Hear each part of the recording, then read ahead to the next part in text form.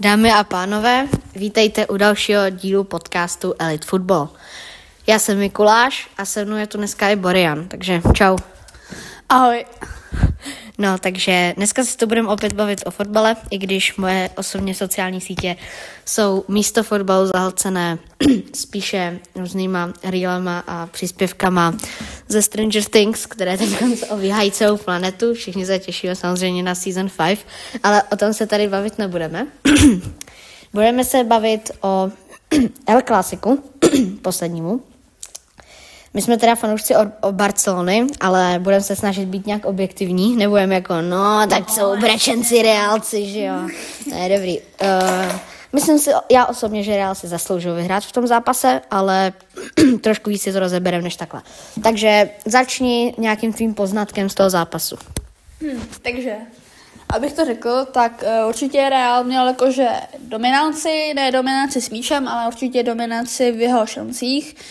Barcelona sice měla větší držení míče, až o několik procent, měla 68 a Real měl 32, ale Barcelona si z toho nedokázala nic vypracovat, všichni hráči byli mrtví a ani Pedri, který většinou umí podat skvělý standard, tak nepodal nic dobrého. Tady jenom je pes, tady kňučí, tak to se nevšimejte, prosím vás.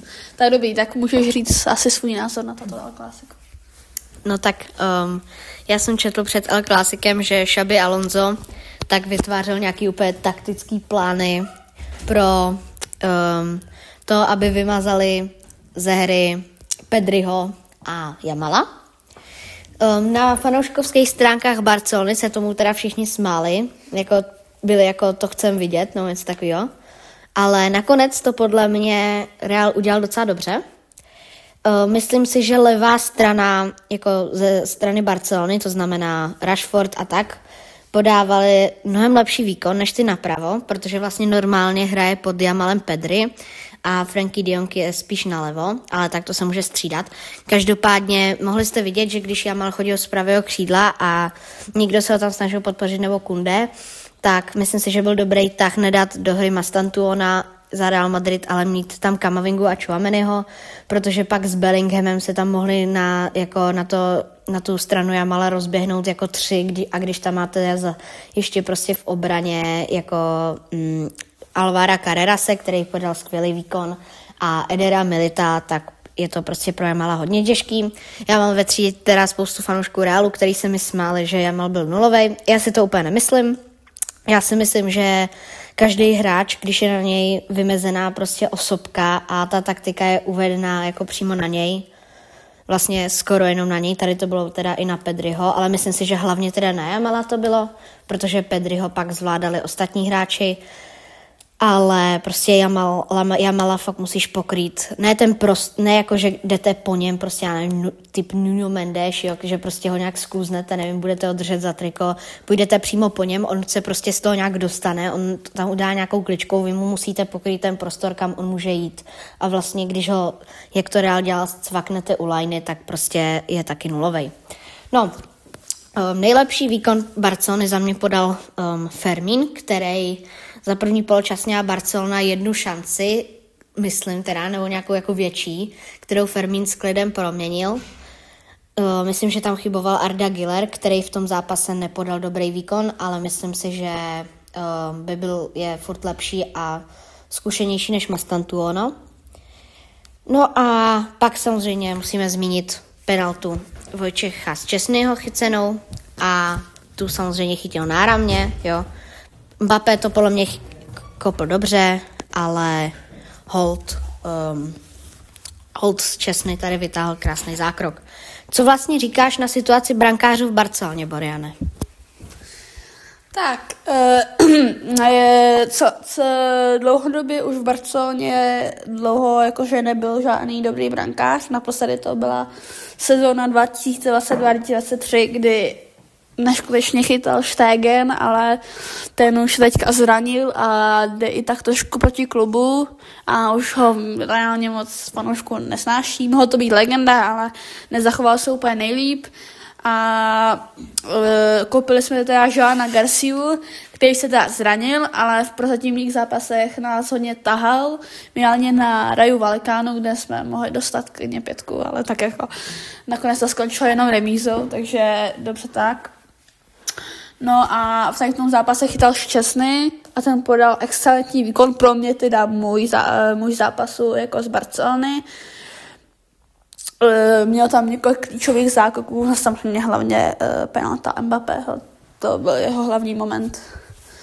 Tak, můžeme se podívat, nebo vlastně, kdo je pro tebe nejlepší hráč zápasu celkově, nejenom z Barcelony? No, tak pro mě je nejlepším hráčem, jako je to docela hot pick, ale já neřeknu žádnýho, nevím, Mbappého nebo Bellinghama, ani z Barcelony nikoho neřeknu.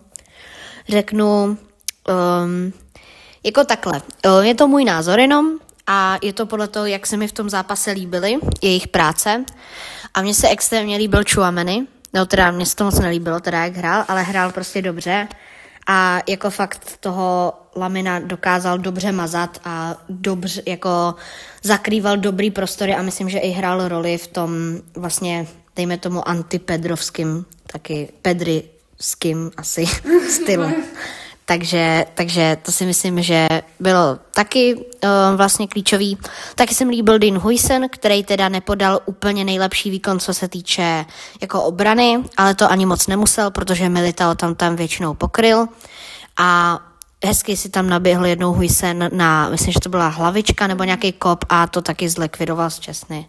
Ale jako upřímně Bellingham se mi z Realu nelíbil, jo. On měl sice asi nejlepší čísla, jo, protože má asistenci a gol, ale prostě podle mě nebyl nějak až tak výrazný. Z Barcelony bych mohl vypíchnout ještě třeba De Jonga, který podle mě jako tu hru za toho Pedriho tvořil svým způsobem celkem dobře, jako docela, když kryli Pedriho, tak De Jong to podle mě docela zvládl tu svoji roli, ale prostě Pedri je Pedri a Lamin je Lamin, takže tak. No a co se týče jako nějaké pro barcelonské fanoušky, já si nemyslím, že je to úplně nějaký důležitý zápas, musíme se soustředit na ostatní, ať neprohráváme prostě proti Sevillím a neremizujeme s Vallecánama. Mimochodem, kolik to bylo? 4-1 proti Sevilli? No tak to byl hrozný zápas, na ten jsem i koukal, ale naštěstí teda pak přišla nějaká útěcha, třeba včera 3-1, to bylo docela, na ten jsem se koukal, na ten zápas, ale tak jako já si myslím, že hlavní problém je obrana Barcelony, že tam není Inigo Martinez a nejsou tam žádný stabilizovaný stopeři.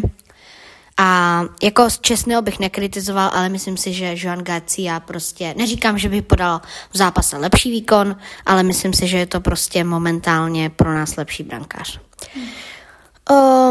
No a pak, když si vezmete, že tam prostě nemohl hrát ani Lewandowski, nemohl tam hrát Rafinha, tak prostě bych to nekritizoval nějak tolik. No a když si potom vezmete, jak jako toxický byli fanoušci Realu, teda ne fanoušci, no ty taky, ale prostě hráči Realu, jo. To, co se stalo potom na hřišti, kdy prostě Vinicius se malem pustil jako do Jamala, což jsem moc nepochopil, jo. Jako já rozumím, že jako někdy fotbalisti si takhle popichují, jo, můžou si říct třeba, nevím, kdo je teď na správné straně, ale prostě vyloženě, že vás musí zastavovat jako nějaký asistenti vašeho týmu, aby se tam nikoho neseřezali jako na plným Bernabeu, tak jako to bych úplně jako do fotbalu, to úplně podle mě do fotbalu nepatří. No a tady se nám otevírá další téma a to je samotný Lamin. Já vidím hodně reelů typu I miss Lamin before I go, nebo něco takového. Tak jak bys na to zareagoval? Jo, tak jako já teďka hodně namyšlený, ale tak to k tomu jeho věku trošku patří. Prostě já jsem teda sledoval ty vole, kdo to je, kámo, ty vole, na to seru, tyhle, to je nějaká sračka, my jsme tady v nějaký budově, to mrdám. Prostě no, jako pravděpodobně to dělá Nicky Nicole, samozřejmě, ale s tou už se teďka už nedělá, už nic nedělá. A Jamal konečně opustil Nicky Nicole, rozešel se s ní a jakože v tom posledním zápase dal prvního góla a hrál i docela solidně, takže jako jenom dobře pro nás. Ale tak to k tomu prostě jako tak trošku jako patří, protože všichni jako popichujou, protože je prostě jako nejlepší na světě, jako, nebo neříkám, že je nejlepší na světě, ale jako prostě nebyl by okolo něho takovej hype, kdyby nebyl tak dobrý, takže to je můj názor. Ale myslím si, že to teďka jako vyrovná, že si uvědomí, že se zachoval tak kretén a že se začne víc snažit a makat. Tak, můžu slyšet tvůj názor. No tak já si myslím, že já si na to mám podobný názor. Nikde jsem jako prostě reálně na všech příspěvkách, kde čtu něco o Jamalovi, Jamal něco, tak pak se podívám do komentářů a všichni tam jako spamujou, prostě Jamal si o sobě moc myslí, prostě má moc velký ego. Teď se choval možná trošku špatně, nebo neříkám špatně, no jako prostě úplně takhle, jako když si vezmete, co se specifikuje ve fotbale špatně, jo. Zrovna říkají to fanoušci Realu hlavně, který mají Viniho, což jako ten se chová špatně furt a to si Lamin myslí. Já si nemyslím, že Lamin se chová špatně, já si myslím, že teď byl trošku namyšlený, pozvedl se mu ego, to neříkám, ale jako pro boha, jako Vini za ten zápas neudělal absolutně nic. To za prvý, no co udělal jako? Jako měl tam dobrý driblinky a navíc dal ten center na ten druhý gol. Jo, dobře, no, měl tam dobrý driblinky a center na ten druhý gol, ale jako od té doby, co Vini nezískal zlatý míč, tak to s ním jde z kopce, bych řekl. Teď je možná pod Xabim Alonzem trošku lepší. No, i teďka v posledním zápase neproměnil penaltu, takže. Ale nemyslím si, že je to ten starý Vini, na kterýho jsme se rádi koukali i v podstatě my, fanoušci Barcelony. I když nehráli proti nám teda. I když teda jako pamatujeme na Araucha, jak vymazal tenkrát Viniho. Ale jinak no, abych to shrnul. Lamin byl namyšlený, ale nechoval se špatně za mě. Prostě neurážel nikoho, jo, prostě neříkal nikomu, jako ať nebrečí, nebo takový kraviny, prostě byl akorát namyšlený, ty jeho crown oslavy, takový ty, jak se nasazoval korunku. Já si myslím, že, jak říkal Flick, že tam není místo pro ego v Barceloně, ale že by mu tu korunu nejradši nasadil sám a já s tím souhlasím, protože Lamin byl v poslední době fakt neskutečnej, ke konci poslední sezóny i podle mě nejlepší hráč na světě a možná, že i teď je, ale myslím si, že se ta ještě sezóna musí trošku rozjet, aby jsme jako aby jsme zjistili, jako jak na tom Lamin opravdu je. Musí být produktivní, musí hrát a všechno. A pak uvidíme, no. Ale když jste namyšlený, ale jste fakt dobrý, že proti vám nemůže nikdo říct, že jste v něčem špatný, tak to podle mě, když nikoho neurážíte, nemá až takový smysl, že by vyloženě jako za váma přišli nějaký fanoušci Realu a byli jako ten Lamin má nějaký ego. Tak jako, když vy víte, jakou vám dává radost, když ho vidíte na tom hřišti, jak prostě si užíváte ty jeho driblinky a kouzla, tak proč na něco takového reagovat? Tak, myslím si, že můžeme otevřít další tému. A to je Vinicius Junior, který se po vystřídání Xabiho Alonza, vystřídáním Xabi Alonzem absolutně nechutně naštval, odešel do kabiny, vlastně se na sebe se Xabim Alonzem ani nepodívali, se potom vrátil, omluvil se, měl prý nějakou řeč z duše jakože v kabině, ale myslím si, že je furt naštvaný a musí s tím Xabi Alonso něco dělat, protože se objevily i velmi důvěryhodné zprávy z The Athletic, že většina nebo část zkušenějších hráčů kabiny jde proti Xabimu Alonsovi a proti jeho praktikám a jakože to může způsobit hodně špatné věci, může to způsobit i vyhazov, ale především i špatnou hru. jednoduše Xabi Alonso podle nich praktikuje způsoby učení nebo jako zlepšování se v fotbale, které oni jakože neznají nebo nepotřebujou, nebo je to pro ně zbytečné, takže tak. A Vinicius, no prostě, já bych ho nejradši prodal normálně. Ježiš. Já bych jen řekl, že fanoušci, teda hráči Realu, nikdy nevolali po vyhozovu Ancelottiho. A co si bude? Minulá sezóna byla fakt hrozná a já si myslím, že by prostě měli sklopit hlavu a makat, jo? Protože na vrchol se dostanete bolestí, krví a potem. Ničím jiným prostě, ničím jiným. A jako možná, že jsou to nejlepší hráči na světě, jo, určitě. Jedni z nejlepších na svých pozicích, určitě nějací jako 100%.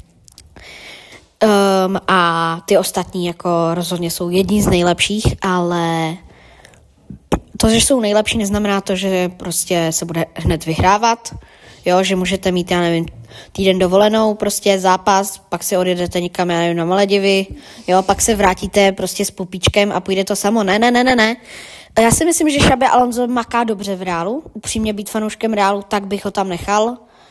A doufám, že vedení Real, nebo jako to záleží, jestli doufám jako fanoušek Real Barcelony, ale jako no upřímně doufám, aby se ten fotbal prostě jako nezvrtl takhle, že prostě vedení mu dá důvěru a prostě nějak se to tam srovná, protože Real je Real a tohle to tam prostě nepatří. Jako pamatujeme na Galacticos, kdy tam prostě ty ega nebyly, jo. Když si vezmeš, jaký byly hádky minulý rok s penaltama, prostě viny, taky tam byly nějaký kontroverze, že prostě nebere penalty, že si je bere nikdy Mbappé, bere taky nikdy neproměnil, že jo. No a tak prostě když se vezmete Galacticos, tak tam se prostě střídali na přímáky Beckham a Roberto Carlos a prostě bylo to všechno v pohodě, jo. A jako nikdo se na sebe nenaštvával. Prostě myslím si, že tohle to není ten Real. Jo, pak sice super je, že Viny prostě dá na sociální sítě, že bude dřít pro tenhle klub, chce být vzorem pro mladší generace, ale tohle to sem absolutně nepatří a Viny, než bude chtít být ničím vzorem, tak musí makat na sobě. To je to, tím bych to uzavřel. Tak já si myslím, že asi můžeme možná i uzavřít to El Clásico, nevím, jestli tam máme nějakou další tému. Asi ne, přemýšlím ještě na něčem. Mimochodem, možná by se abych řekl ještě, nekomentuj to, jedno jméno řekni. U přestupu léta Barcelony, kterých tam moc nebylo, a přestupu léta Realu. Jako nejlepší. Jo. Rashford od Barcelony, jako prozatím prostě, ale a u Realu asi Huijsen, řekl bych. No. I když prostě Barcelona těch nákupů teda jako moc neměla. Jako mohli jsme si říct nějakého stopera, ale na to se teda pěkně vymrzeli. Já bych řekl z Realu Carreras. Teď dal i pěkný gol, víc to komentovat nebudu. Ale a z Barcelony já řeknu něco úplně jiného. Řeknu Ronnyho Bargio. Ne, to fakt neřeknu zatím už. Řeknu Joana Garciu. Rashford je pro nás zatím hodně klíčový, ale otázkou, co s ním bude, až přijde Rafinha, jak budeme hrát, protože za mě si základ zaslouží určitě Lamin, to je stabilita, pak si zaslouží základ leva, ale ten jako uvidíme, ale zatím ta hra naše stála na tom, že máme prostě nahoře hroťáka. Víme, jak nastoupil Araujo proti Gironě prostě, protože Rashford tam na hrotu spaloval šance a pak přišel Araujo a ten to tam prostě dorazil tím svým tělem, jo. Žádná prostě falešná devítka, ale prostě to tam přijde a nějak to tam dorazí. Takže no, a pak si základ zaslouží určitě Rafinha, jako musí být po tom, co se vrátí, tak prostě potom bude muset být v základu jako Pedri, De Jong jsou jistota, ale ten útok. A pak si zaslouží základ ještě Rashford a Fermin, což už je 5 hráčů, takže uvidíme, jak to tam poskládáme. No ještě asi jako, i když, no obrana tam vlastně, jakože jediný tam má reálně jako pevnou pozici Kunde, který tam ani nemá náhradu, takže ten tam prostě musí hrát, protože jsme poslali Forta na hostování do Elche, proti kterým jsme mimochodem hráli, vyhráli jsme 3-1 minulý zápas. A máme tam ještě Baldeho, ten je asi taky jistota. A pak jako asi ten Jean Garcia, protože toho asi potom Šťastný už nevystřídá, je to jen dvojka. No a tak prostě. Takže asi už můžeme uzavřít tu tému El Clásica. Mimochodem jenom stoperská dvojice Barcelony. Nejlepší. Pro mě. Já bych to hrál si Kubarsi a Araujo.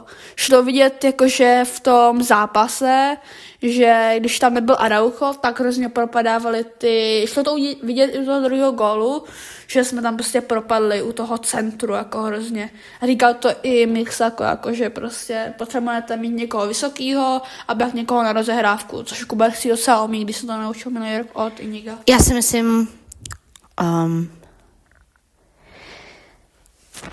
taky si myslím Kubarsi a Araujo, ale myslím si, že často bychom mohli vyzkoušet i stoperskou dvojici Christensen a Araujo. Naše bývalá stoperská dvojice, protože Araujo se potřebuje naučit offsideovou past, jestli chcem furt hrát. A Christensen ji umí, co si budem. Christensen je podle mě náš stoper, co nejvíc chápe offsideovou past. Možná, že i Kubarsi umí míň, teda líp. Možná, že i Kubarsi umí líp, ale možná ji taky chápe míň, jo. Christensen je prostě zkušený, co si budem. No a uvidíme. No, takže páčko a my tady zkusíme ještě natočit jeden krátký podcast pro vás.